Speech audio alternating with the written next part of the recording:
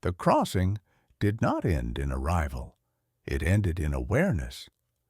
Arin felt himself return, not to a place, but to a sensation. Weight returned first, then breath, then the quiet certainty that he still existed. The luminous corridor softened around him, its flowing threads slowing, dissolving, as if releasing him gently back into form. Mama stood beside him, unchanged, steady, her presence as calm as ever, as though nothing extraordinary had occurred.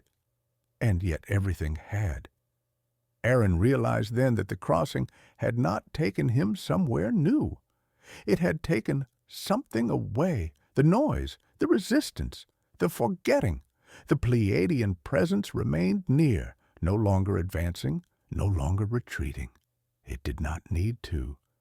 "You have crossed," the voice said, resonating without sound. "And now you remember." Arin swallowed, his heart still glowing faintly within his chest, not bright, not overwhelming, but constant. "What am I remembering?" he asked. The Pleiadian did not answer immediately. Instead, the space around them shifted, not visually, but perceptually. Arin began to feel moments that were not memories, yet felt familiar. Standing beneath other skies, listening without ears, knowing without language, he felt lives not lived as Arin, and yet undeniably his. "You are remembering how to listen," the Pleiadian said at last, "before thought, before fear." Mama stepped forward again, her paws silent against the unseen surface beneath them. The light around her responded, subtly, reverently.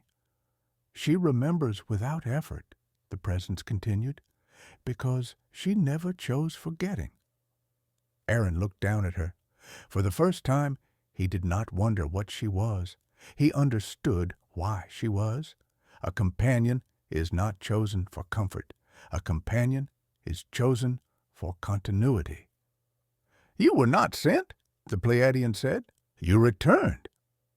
The words settled deeply within Arin, rearranging something he had never known was misplaced. Images began to form, not in front of his eyes, but within his awareness. A planet seen from afar, blue, alive, restless. Humanity moving quickly, speaking loudly, forgetting softly.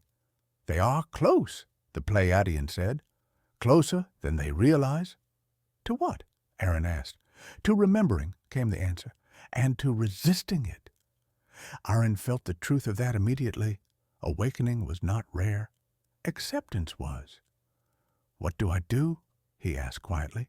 The corridor dimmed slightly as though listening. "You do not act yet," the Pleiadian replied.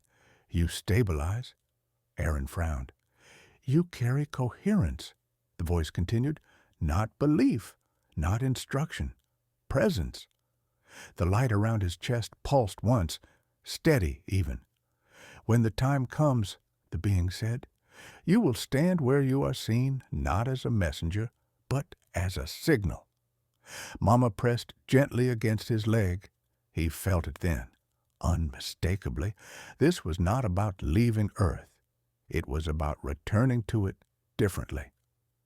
"The next phase will be difficult," the Pleiadian said. "Not because of danger, but because of disbelief." "Will they listen?" Arin asked. The presence softened. "They will listen when they feel themselves again." Silence followed. Not empty, not tense, complete.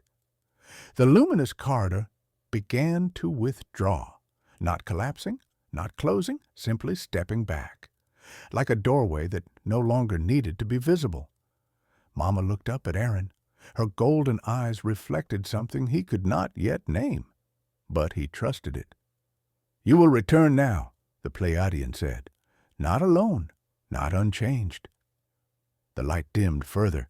The sensation of place returned. Gravity, temperature, time.